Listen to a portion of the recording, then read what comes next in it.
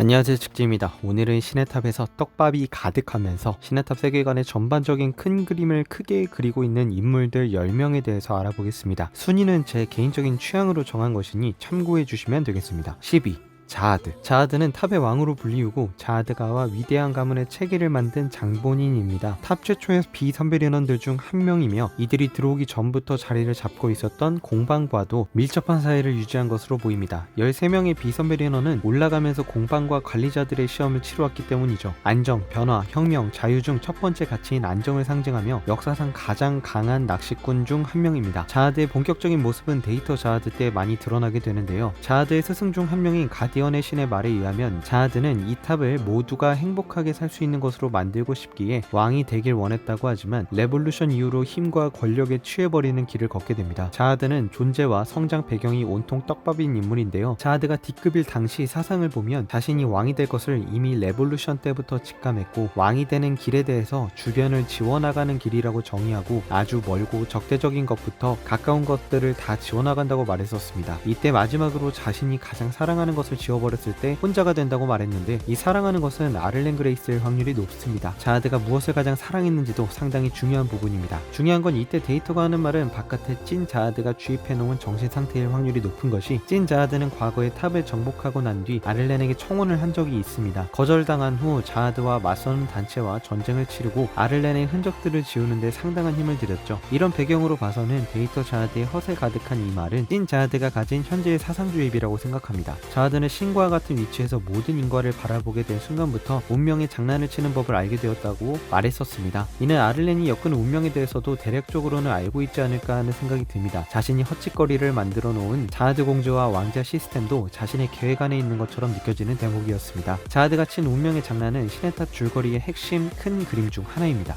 9위 쿤 마스치니 자하드. 마스치니 자하드는 100위권인의 하이랭크로서 현재 둥지전쟁을 일으킨 장본인입니다. 쿤 가문 내에서는 서열이 3위 안에 들 것으로 예상이 될 정도로 굉장히 강력한 영향력을 가지고 있으며 아도리 자하드를 편하게 부르는 걸 보면 출생은 아도리 자하드보다도 위, 최소 나이는 5000살 이상입니다. 마스치니 자하드는 하진성과 싸울 때 자신의 목적이 하진성과 크게 다르다고 하지 않았고 다만 목적을 위해 피를 흘려야 한다고 생각한다고 말합니다. 마스치니 목적도 자하드와 10가문 체제의 몰락 혹은 변화를 원한다는 말로 볼 수 있는데 현재 밤을 가장 처단하려고 적극적으로 움직이는 세력 중 한 명인데 굉장히 모순되는 떡밥입니다. 작중에서는 스스로를 그냥 전쟁에 미친 미치광이 정도로 묘사를 했습니다. 마스치니 덕분에 독자들은 아주 신나게 시네탑을 볼 수 있게 됐죠. 마스치니야말로 큰 그림 남봉꾼입니다. 랭킹에 사라진 수많은 고대의 강자, 자하드 왕과 공주들, 공방의 대제자들까지 거대한 큰 그림에 끌어들이려고 하고 있습니다. 가히 시네탑 최고의 빌드업 대사라고 봐도 무방합니다. 과연 단순히 그런 강자들과 전쟁을 하고 싶은 마음인지 자하드 체제에 대한 반감이 있는 것인지는 두고 봐야 할 것 같습니다. 마스치니도 엔자하드 사건 때 충돌했던 공주 중 한 명이고 가람자하드처럼 엔자하드의 비밀과 공주 체제의 비밀을 어느 정도 알고 있을 가능성도 있기 때문이죠. 텀베리넌 파벌 싸움에도 직접 관여를 하는 등 상당히 떡밥의 농도가 진합니다. 텀베리넌 싸움에도 영향력을 드러내야 하니 둥지 전쟁에서 마스치니가 죽을 확률은 거의 제로에 가깝다고 보고 있습니다. 8위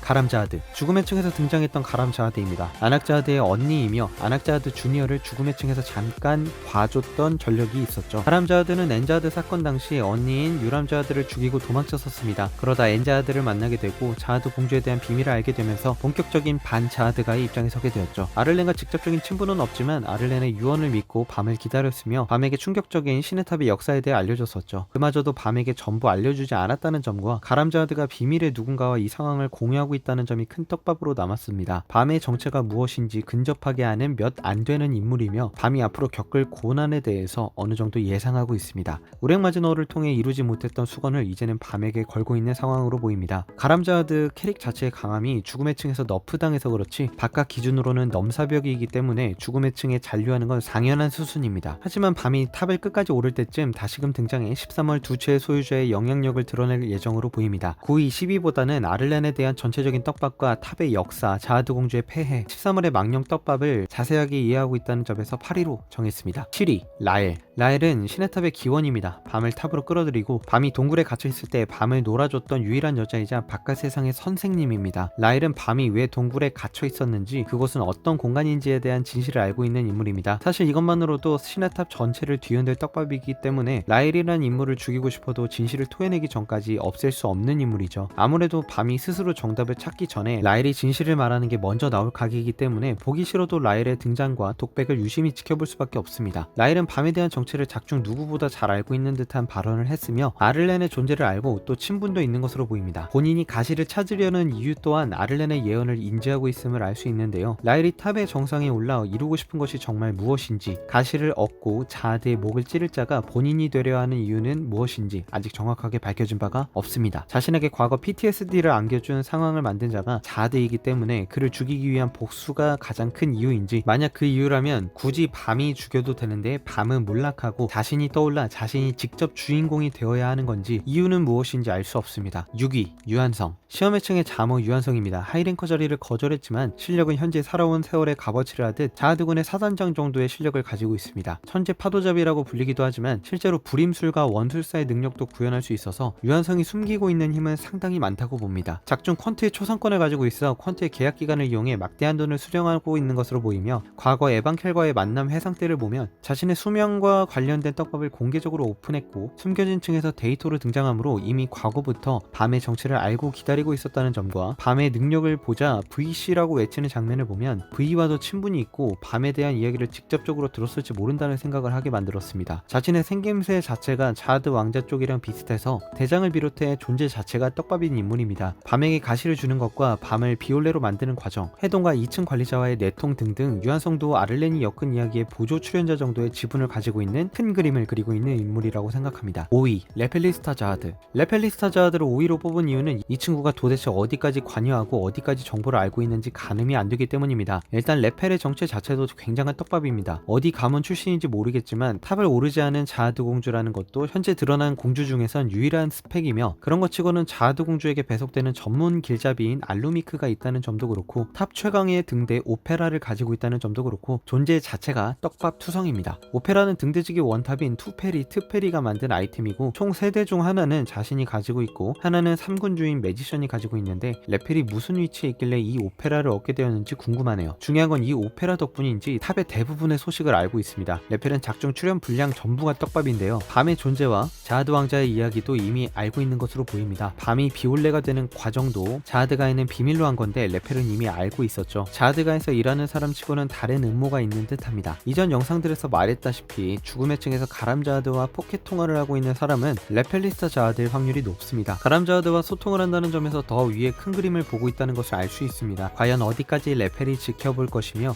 레펠이 노리고 있는 큰 그림은 무엇일지 기대가 됩니다. 4위 화련. 화련의 경우 작중 분량이 큰 그림을 그리는 사람 중에는 가장 많은 편이라고 볼 수 있습니다. 비록 라일이 가진 비밀까지는 알지 못하지만 일단 기본적으로 존재 자체가 떡밥인데, 작가님의 말에 따르면 화련은 예쁜 게 복선이라고 합니다. 탑 최고의 미남으로 불리는 엘류의 창조물이 붉은머리 길잡이의 종족이라고 추측이 되는 이유와 연관이 되어 있습니다. 일단 화련은 퍼그 내 최고의 능력자 길잡이입니다. 최고일 수밖에 없는 게 퍼그 최대 수건 사업인 밤의 전속 길잡이입니다. 궁예가 되면서까지 밤을 비올레로 만들고 둥지 전투까지 쾌속으로 이끌고 있는데요. 자아드 왕가의 치부인 자아드 왕자 떡밥을 알고 있으며 퍼그의 속사정을 다 알고 있어 국자로 마도라코를 움직이고 화이트를 움직이는 등 놀라운 활약을 보였습니다. 일단 기본적으로 길을 본다는 길잡이 포지션만 봐도 도대체 어디까지 큰 그림을 그리고 있는지 파악이 안 되기에 4위로 모셨습니다. 3위 대장. 3부에 들어 미스테리한 인물 원탑으로 등장한 대장입니다. 둥지 전쟁이 끝날 때쯤에는 모습을 드러낼 것으로 매우 기대가 큰데요. 일단 대장은 자아드가 탑을 정복하기 전에 모습을 알고 있다는 점에서 굉장히 많은 정보를 알고 있는 자입니다. 이 정보력 같은 경우는 퍼그의 원로급 길잡이인 소도 인정한 부분이죠. 숨겨진 화원이 활동할 당시 창세기 말부터 도원과 차에게 접근해 밤의 존재를 언급했다는 것은 V와 아를렌의 존재를 아는 것은 기본이고, 긴 시간 동안 모습을 드러내지 않고 있다가 숨겨진 층 에피가 끝나고 나서야 인지를 잡고 활동을 시작한지라 등장 타이밍도 상당히 의미심장합니다. 과연 홍등가의 왕자가 맞을지 아니면 자아드와 관련된 존재일지 너무너무 궁금합니다. 2위